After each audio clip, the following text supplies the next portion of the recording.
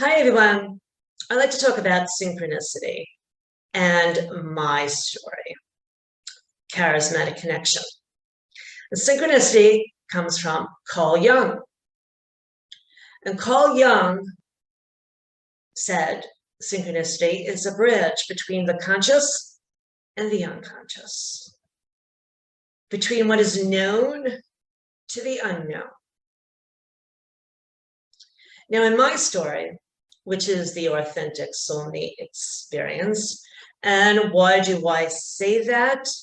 I say that because Chris and I were connecting from the soul, which is not an ordinary occurrence.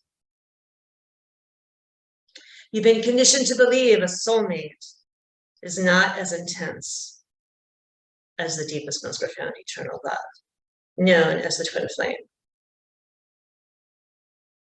But that's definitely not true. Because soulmates are connecting from the soul, and if you're not even connecting from that source, you're not soulmates.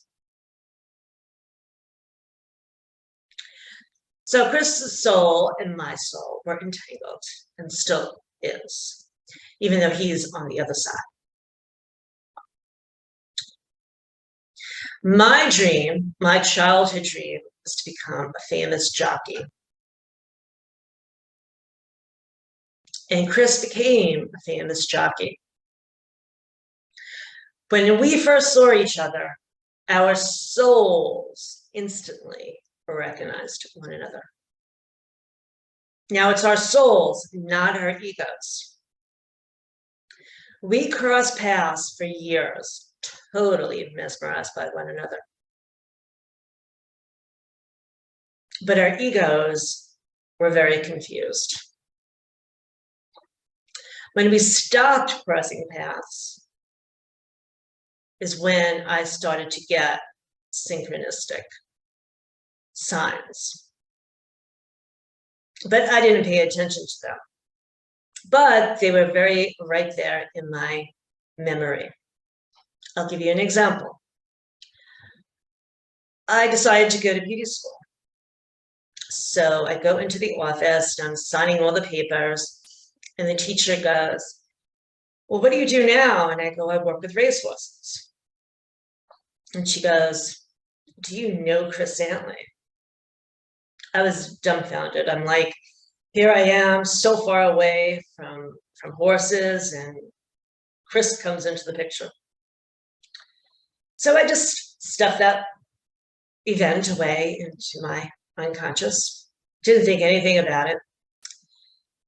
And a few years later, I'm in New Orleans, and I started to think about Chris. I come back to New York, and I look at the newspaper, and Chris went to California a few years prior, and I see in the newspaper that he's back riding in New York.